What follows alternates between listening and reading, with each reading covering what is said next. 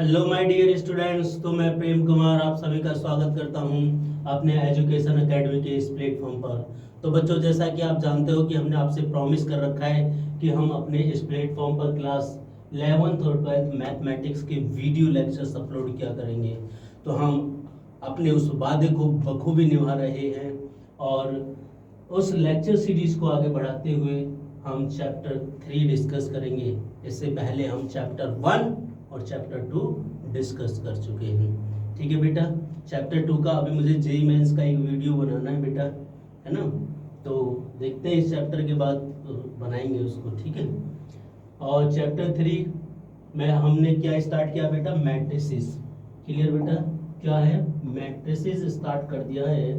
और आज इसका लेक्चर नंबर 2 स्टार्ट करेंगे। जिन भी बच्चों ने लेक्चर नंबर 1 नहीं देखा है, सो मेरा आपको सजेशन है कि सबसे पहले लेक्चर नंबर 1 देखिए, क्योंकि उसमें जो मैट्रिक्स होता है, क्या होता है, उसका ऑर्डर क्या होता है ना, ये सारी चीज़ें हमने डिस्कस की थी काफ़ी डिटेल्स में। ठीक है बेटा, तो जिन भी बच्चों ने वो लेक्चर्स नहीं देखा है, प्लीज़ वो लेक्चर देख लीजिएगा। अदरवाइज इस लेक्चर्स को देखने का कोई लॉजिक नहीं बनता। बात समझ में आ रही बेटा? जल्दी से आप ज्वाइन कर लीजिए ताकि हम स्टार्ट कर पाए। यस सर, स्टार्ट करिए। हाँ बेटा, स्टार्ट करते हैं, अभी स्टार्ट करते हैं। Clear? Are you excited? Yes sir, we are excited. Okay okay बेटा, very nice. Yes sir, start करिए। मज़ा आ रहा है, बहुत बढ़िया बेटा। चलिए, तो हम पहले थोड़ा सा कल का रिकॉल ज़रूर करेंगे और तब ही आगे हम बढ़ेंगे। तो आज हम डिस्कस करेंगे इक्वलिटी ऑफ मैट्रिसेस। कल हमने डिस्कस किया था, क्या डिस्कस किया था बेटा? कल हम डिस्कस कर रहे थे कि मैट्रिक्स क्या होती है ना, उसके ऑर्डर्स क्या होते हैं, उसके एलिमेंट्स क्या होते हैं। फिर हमने टाइप्स ऑफ द मैट्रिक्स पढ़े कि आपका क्या बोलते हैं, टाइप्स ऑफ द मैट्रिक्स में आपकी स्क्वायर मैट्रिक्स क्या होती है ना, डायगोनल मैट्रिक्स क्या होती है, स्केलर मैट्रिक्स क्या होती है। ये सभी हमने डिटेल्स में डिस्कशन कर लिया था। बात समझ में आ रही बेटा? यस सर, ठीक है बेटा।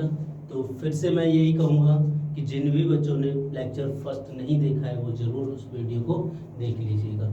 ठीक है बेटा, चलिए बिना किसी देरी के स्टार्ट करते हैं। Equality of matrices. Equality of matrices most important topic है बेटा, है ना, मोस्ट इम्पोर्टेंट टॉपिक। ये क्या लिखा है सर, क्या लिखते हो आप भी? तो ये इम्पोर्टेंट टॉपिक है बेटा।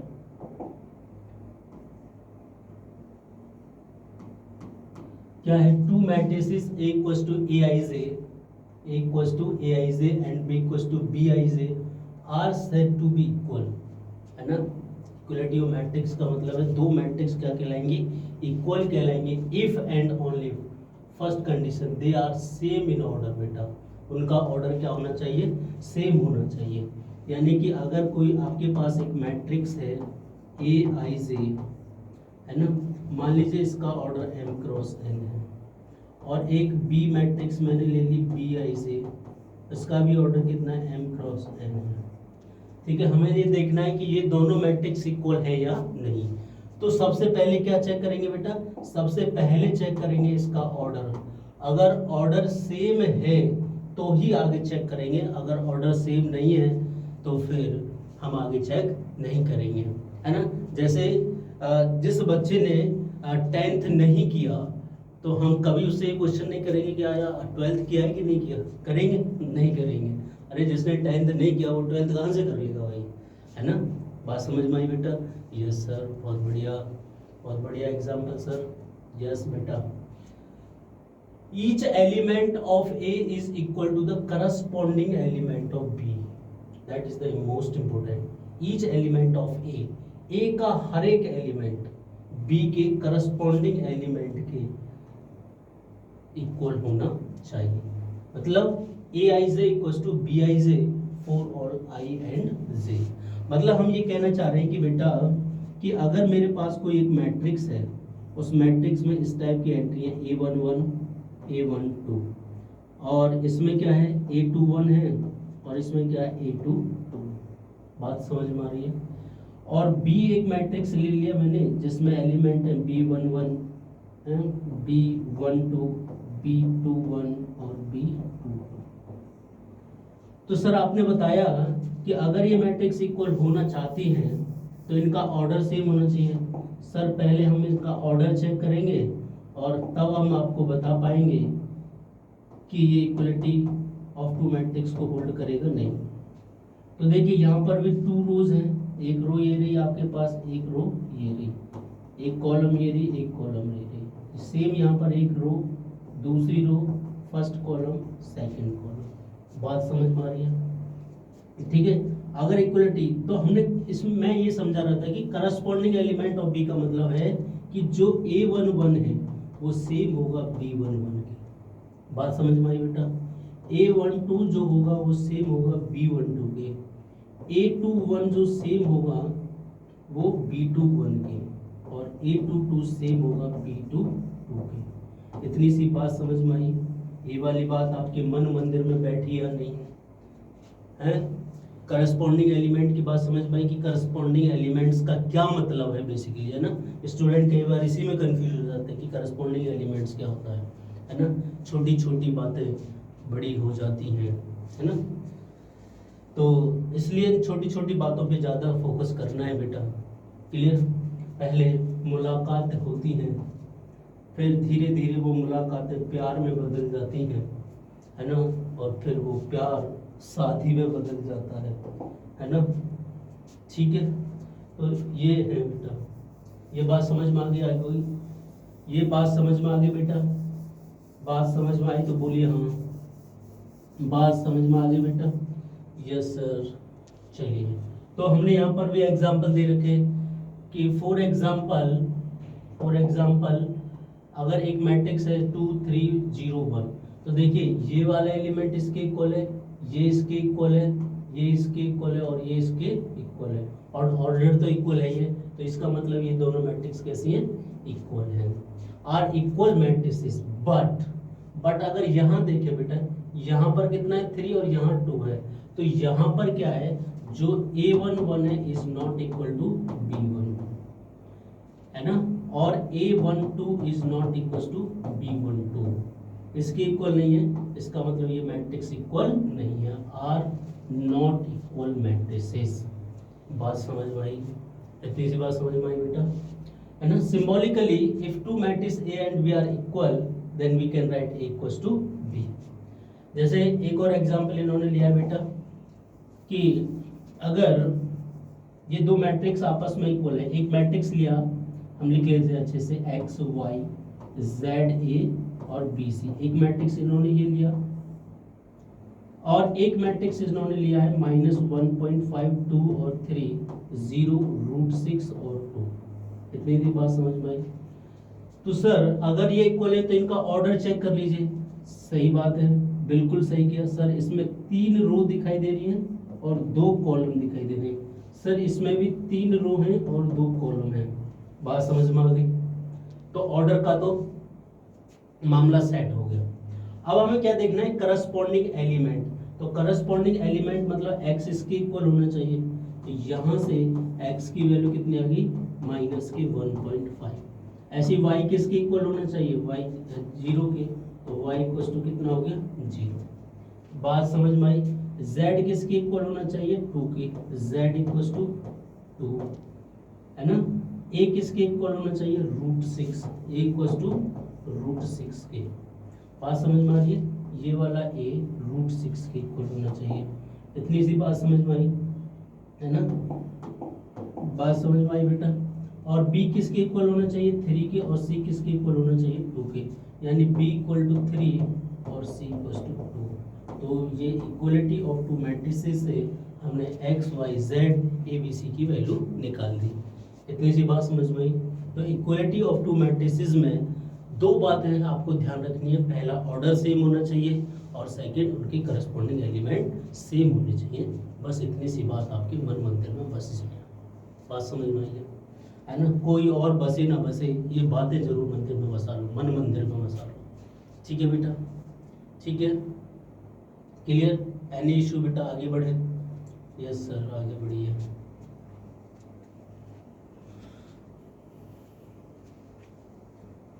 ठीक है बेटा, आगे बढ़ते हैं। ऑर्डर मिल चुका है, ऑर्डर मिल चुका है। नहीं सर, ऑर्डर नहीं है, मैं तो बोला था। अरे नहीं बेटा, बात को दिल पे मत लिया करो, है ना। हमारा मजाक करने का स्वभाव है ना। गांव में एक गाना नहीं गाया जाता शादी के मौके पर, आप लोगों ने सुना होगा, समधी गिला गुजर मत करियो मेरो हसबे को स्वभाव, सुना होगा, है ना। हमारे यहाँ तो बहुत गाया जाता है। ठीक है, ओके। अब ये देखिए एक्सरसाइज 3.1 का क्वेश्चन नंबर फर्स्ट देखिए। In the matrix A equal to this, है ना, ये मैट्रिक्स दे रखी है। Right the order of this matrix, इस मैट्रिक्स का ऑर्डर बताना है। ठीक है, नंबर ऑफ एलिमेंट्स कितने हैं वो बताने हैं, और बताना है कि ये 1 2 A21 A33 A24 A23 इनकी वैल्यूज क्या होंगी। तो बेटा मैंने आपको बताई थी, जनरल मैट्रिक्स को अगर हमें लिखना है तो कैसे लिखते हैं हम? General matrix of order 3, order 3 की जनरल मैट्रिक्स कैसे लिखेंगे बेटा? यहाँ पर लिखेंगे, ओहो, यहाँ पर लिखेंगे हम A11 A12 A13, ऐसे ही A21 A22 A23 A31 A32 A33। इतनी सी बात समझ में आई? ठीक है ना। इसका मतलब क्या है? फर्स्ट रो में जो एंट्री है, यानी इसको हम कैसे पढ़ेंगे बेटा? इसको पढ़ेंगे फर्स्ट रो फर्स्ट कॉलम, है ना। देखिए यहाँ पर जो A11 लिखा है, इसका मतलब क्या है? First row and first column, first column. मैंने बताया था पहला सफिक्स रो को बताता है और दूसरा सफिक्स कॉलम को बताता है। ठीक है, जैसे मान लीजिए मुझे इसका देखना है, तो इसका मतलब क्या है? A13, इसका मतलब क्या है? तो अगर मैं इसकी बात करूं बेटा A13, तो इसका मतलब है first row and third column, इतनी सी बात समझ में आई बेटा?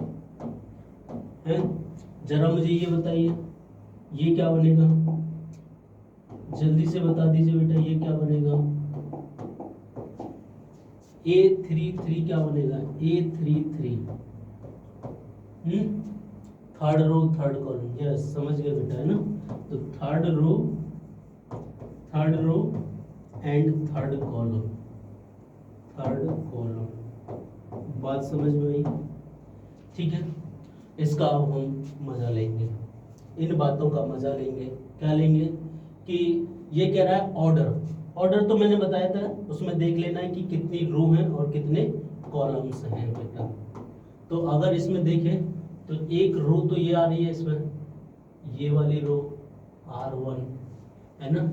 एक रो इसमें ये आ रही है R2, एक रो इसमें आ रही है R3। ठीक है, ये कॉलम C1 है, ये कॉलम C2 है, ये कॉलम C3 और ये। तो ऑर्डर कैसे लिखा जाता है? रो इनटू कॉलम। तो इसमें कितनी रो है? 3 रो है सर, कॉलम 4 है, तो ऑर्डर कितना हो गया इसका? 3 क्रॉस 4। इतनी सी बात समझ में आई? तो order of this matrix equals to 3 cross 4। पहले रो लिखा जाता है, बाद में कॉलम लिखा जाता है। बात समझ में आई? यस सर, मजा आ गया। नंबर ऑफ एलिमेंट मैंने बताया था, अगर जिन्होंने भी कल का लेक्चर देखा होगा, कि नंबर ऑफ एलिमेंट की अगर हम बात करें तो इन दोनों का मल्टीप्लिकेशन कर दीजिए, उतने ही एलिमेंट इसमें होंगे। तो 3 4 जा 12, देख लीजिए काउंट करके, 1 2 3 4 5 6 7 8 9 10 11 और 12। बात समझ में आ गई?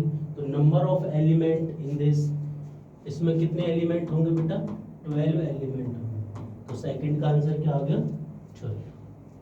ठीक है, अब बताइए मुझे इसमें A13 की वैल्यू क्या होगी बेटा? A13 ये पूछ रहे हैं हमसे, कह ही रहे हैं कि A13 क्या होगा? A13 की वैल्यू होगी सर, आपने बहुत अच्छे से बताया कि फर्स्ट रो थर्ड कॉलम देख लीजिए, फर्स्ट रो थर्ड कॉलम, तो कितना हो गया 19। और बताइए A21 देख लीजिए, A21 का मतलब क्या, second row first column, second row का फर्स्ट कॉलम कितना हो गया 35। इतनी सी बात समझ में आई? Yes sir. A33 मतलब थर्ड रो थर्ड कॉलम, यानी थर्ड रो थर्ड कॉलम ये आ गया -5। क्लियर? A24 कुछ भी निकाल लीजिए ना, सेकंड रो और फोर्थ कॉलम में कितना आ गया 12। Similarly others. इतनी सी बात समझ में आई बेटा? इसलिए ये पूरा सारा मैंने डिटेल्स में आपको बताया था, ताकि इस क्वेश्चन को पूरे से अच्छे से इसका पोस्टमार्टम किया जा सके। क्लियर बेटा? यस सर, बहुत बढ़िया, समझ आ गया। ठीक है ना बेटा? यस, चलिए बेटा, अच्छा है। नेक्स्ट आइए बेटा, नेक्स्ट ये इसका सॉल्यूशन है, पका पकाया सॉल्यूशन है। ठीक है, पका पकाया सॉल्यूशन है, खाना भी है और बांटना भी है। ठीक है बेटा? मतलब वीडियो के बारे में है ना, हमारे इस प्लेटफॉर्म के बारे में अपने साथियों को भी ज़रूर बताइएगा। ठीक है बेटा? बताओगे? यस सर, ओके, बढ़िया, बहुत बढ़िया बेटा। चलिए क्वेश्चन नंबर 2, ये बताइए बेटा, अच्छा क्वेश्चन है। If a matrix has 24 element, किसी मैट्रिक्स में कितने हैं 24 एलिमेंट्स है, तो what are the possible order it can have. फिर दूसरा इसी में ऐड कर दिया उन्होंने, इफ इट हैज 13 एलिमेंट, तब इनका पॉसिबल ऑर्डर आपको बताना है। बताइएगा जरा।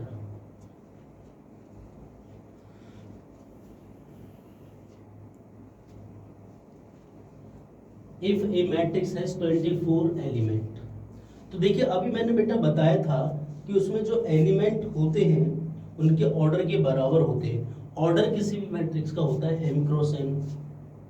तो अगर mn किसी में एलिमेंट है तो इसका मतलब है कि mn equal to m into n, यानी 24 के ऐसे दो फैक्टर देखने जिनका प्रोडक्ट करने पे क्या आता हो 24 आता हो। उसने ये नहीं कहा कि वो स्क्वायर होनी चाहिए, डायगोनल होनी चाहिए, उसने पूछा मैट्रिक्स कितनी होनी चाहिए। तो हमें देखना है 24 के ऐसे दो फैक्टर जिनका प्रोडक्ट करने पर 24 आ जाए। जैसे बेटा पहला अगर हम बात करें तो 1 के साथ आप 24 लिख सकते हो, है ना, या ऑर्डर पेयर में नहीं लिख रहे, सीधे मैट्रिक्स फॉर्म में लिख देते हैं। तो क्या हो सकता है, एक तो हो सकता है आपका 1 इंटू 24, वेरी नाइस, और 2 4 इंटू 1, यस 24 मतलब।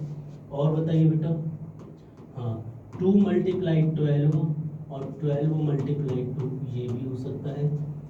3 में आ जाइए सर, 3 मल्टीप्लाई 8 भी हो सकता है और 8 मल्टीप्लाई 3 भी हो सकता है, वेरी नाइस। और क्या बेटा, 3 के बाद 4 मल्टीप्लाई 6 हो सकता है और 6 मल्टीप्लाई 4 हो सकता है।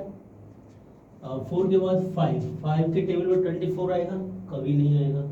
6 का हमने लिख ही लिया, है ना।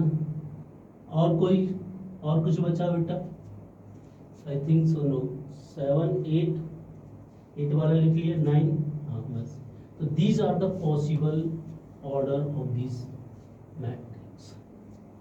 ठीक है, कितने एलिमेंट आ गए 1 2 3 4 5 6 7 8 एलिमेंट। ठीक है, इनके कितने 1 2 3 4 5 6 7 8 एलिमेंट। बात समझ में आ गई बेटा? वेरिफिकेशन हो गया। अब ऐसी से बेटा 13 का बताना है। 13 के ऐसे दो नंबर बताने हैं जिनका प्रोडक्ट करने पर 13 आता हो। सर ऐसा तो केवल 1 इंटू 13 हो सकता है एंड 13 इंटू 1 हो सकता है। और कोई पॉसिबिलिटी है सर? बिल्कुल नहीं सर, बिल्कुल भी नहीं है, ऐसी कोई पॉसिबिलिटी है ना। अब कोई भी नंबर आ जाए उसके पॉसिबल ऑर्डर ऑफ मैट्रिक्स बता सकते हैं। इस मैट्रिक्स का पॉसिबल ऑर्डर बताइए, बता दोगे बेटा? यस सर, बिल्कुल बता देंगे। क्लियर हुआ यहाँ तक? यहाँ तक किसी को कोई दुख तकलीफ चिंता चिड़चिड़ापन है? कुछ नहीं है, बहुत बढ़िया बेटा है। संसार में अगर आपको कोई प्रॉब्लम नहीं है, मतलब आपसे खुश आत्मा कोई है ही नहीं, है ना। दूसरे का आंसर्स बेटा ये रहा। क्लियर? ये पूरा प्रॉपर वे में हमने लिखा है, इसको एक्सप्लेन किया है, जो जो हमने बोला है वो यहाँ पे लिख दिया है। बात समझ में आई बेटा? यस सर, बहुत बढ़िया। चलिए चलिए तो बेटा इसको करिए, अगर वो समझ में आ गया तो सेम ही क्वेश्चन है। If a matrix has 18 element, what are the possible order it can have? What if it have 5 element? Same question, डिक्टो सेम क्वेश्चन, करिए जरा।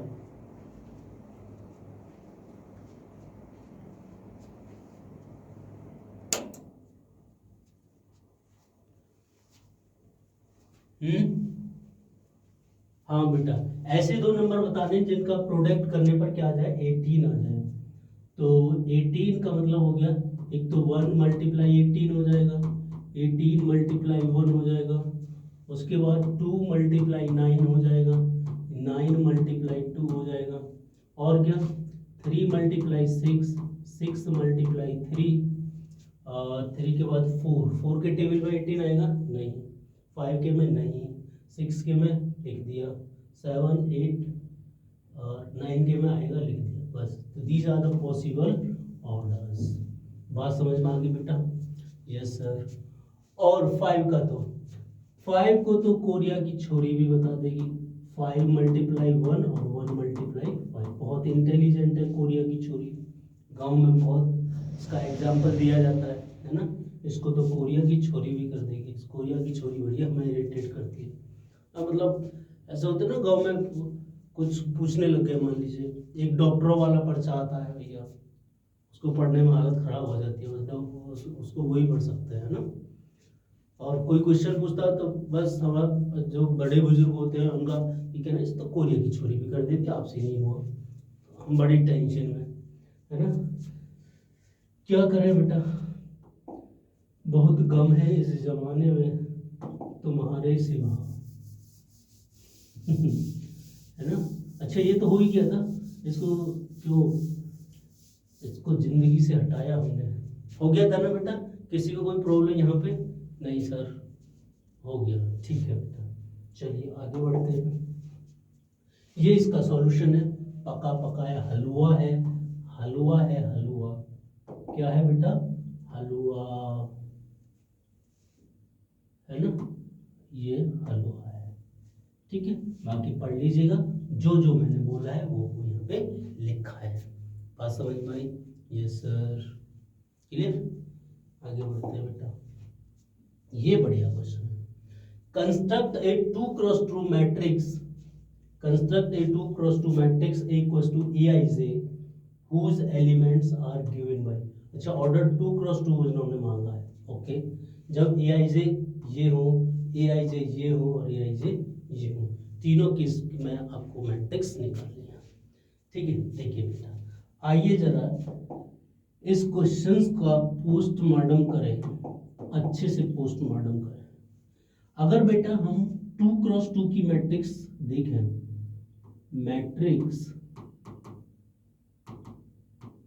Of order, matrix of order 2x2, 2x2 की matrix अगर हम लिखना चाहें तो कैसे लिखेंगे, मैं लिख देता हूँ इसको। A इक्वल्स टू, मैंने बताया था ना कैसे लिखते हैं, A11 A12 A21 और A22।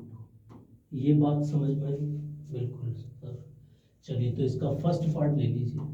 फर्स्ट में कह रहा है कि सर Aij इक्वल्स टू है I प्लस j का होल स्क्वायर अपॉन 2, ठीक है बेटा। Yes sir. चलिए तो A11 निकालिए सर। A1 मतलब I की वैल्यू भी 1 और J की वैल्यू भी 1, तो 1 प्लस 1 का whole square divided by 2, 1 plus 1 कितना 2, 2 का स्क्वायर 4 डिवाइडेड बाई 2, तो कितना आ गया, A11 की वैल्यू कितनी आ गई बेटा 2। क्लियर। ऐसे बेटा A12 निकालेंगे, A12 यानी I की वैल्यू 1, J की वैल्यू 2 का होल स्क्वायर अपॉन 2, और 2 और 1 3, 3 का स्क्वायर कितना हो गया 9 अपॉन 2, ठीक है। ऐसी अदर एंट्रीज निकाल लीजिए। बात समझ में आ गई होगी बेटा अब तो। अब तो चमक गया होगा कि होना क्या है ऐसे क्वेश्चंस में। अब क्या निकालना है, A21 निकालना है। A21 मतलब I की वैल्यू 2, I की वैल्यू 2, J की वैल्यू 1 का होल स्क्वायर डिवाइडेड बाई 2, 2 और 1 3 का स्क्वायर 9/2। बात समझ में आई। A22 यानी I की वैल्यू 2 और J की वैल्यू 2 का होल स्क्वायर डिवाइडेड बाई 2, 2 और 2 4, 4 का स्क्वायर 16 डिवाइडेड बाई 2 कितना हो गया 8। बात समझ में आई बेटा, बात समझ में आ गई। अब बस जमा दीजिए मैट्रिक्स। तो दिस इम्प्लाइज ए कितना हो गया बेटा, ये हो जाएगा A11 की वैल्यू कितनी है 2, A12 की वैल्यू कितनी है 9/2, A21 की वैल्यू कितनी है 9/2 और ये कितना 8। ये मैट्रिक्स आ गई आपके पास में। बात समझ में आई, इतनी सी बात क्लियर हुई। आसान है। यस सर, कर लोगे बेटा। सेकंड पार्ट करके दिखाइए जल्दी से, आपके पास 1 मिनट का टाइम है, जल्दी से करिए।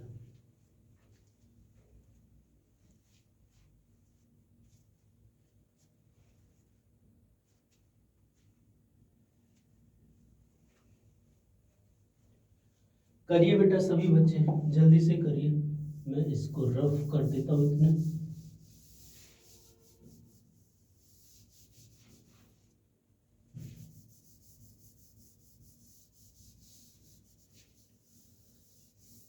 चौक वाले बोर्ड की फीलिंग आ रही है, पुरानी यादें ताज़ा हो गई हैं।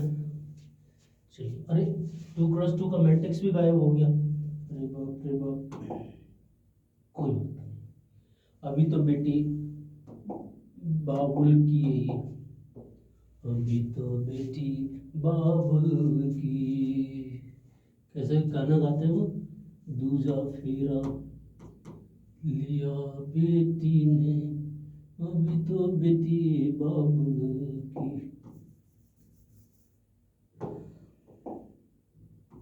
चलिए बेटा, एक वस्तु मतलब बड़ा इमोशनल सीन होता है वो भी, है ना बेटा, बड़ा इमोशनल सीन होता है। शादी से पहले कैसे रहूंगी दूसरे के घर में, बड़े बड़े नैन बहाए जाते हैं ना, इतने मोटे मोटे आंसू बहाए जाते हैं। बाद में फिर वो घर जाना भी पसंद नहीं करते। मैंने देखा है, महसूस किया है, महसूस किया है, महसूस किया है, ये दर्द हमने भी महसूस किया है। आप भी करोगे, है ना। तो मानते नहीं ना कोई भी, कुछ चीज़ें ऐसी होती हैं जो समय के साथ साथ समझ में आती है। चलिए बेटा, कोई नहीं, आप भी जियो अपनी जिंदगी। AIJ इक्वल्स टू DIJ है, DIJ तो बेटा BSc में होता है ना, BSc वाला टॉपिक कहाँ से आ गया। तो ये हो गया AIJ equals to I/J। Clear. तो रखना स्टार्ट करिए वैल्यूज। तो A11 मतलब I भी 1 J भी 1, तो 1/1 1, तुम भी 1 हम भी 1, मिला जुला के 1। A12 यानी I की वैल्यू 1 J की वैल्यू 2, तो मतलब 1/2। क्लियर बेटा। A21 यानी I की वैल्यू 2 J की वैल्यू 1, तो 2/1 मतलब 2 हो गया। भाई प्रेम सर क्या ही बात, क्या ही लिख रहे हो। A22 इक्वल्स टू 2 मतलब I भी 2 J भी 2, 2/2 क्या होता है 1 हो गया। ठीक है, बस तो मैट्रिक्स क्या होगी, this implies A equals to A11 की वैल्यू कितनी है बेटा 1, यहाँ पे जमा दीजिए है ना। A12 की वैल्यू कितनी 1/2, इसको रेडी कर दो 1/2, नहीं तो ये चिल्लाएगा। A21 की वैल्यू 2, A22 की वैल्यू 1। इसका ऑर्डर कोई पूछे तो 2 × 2।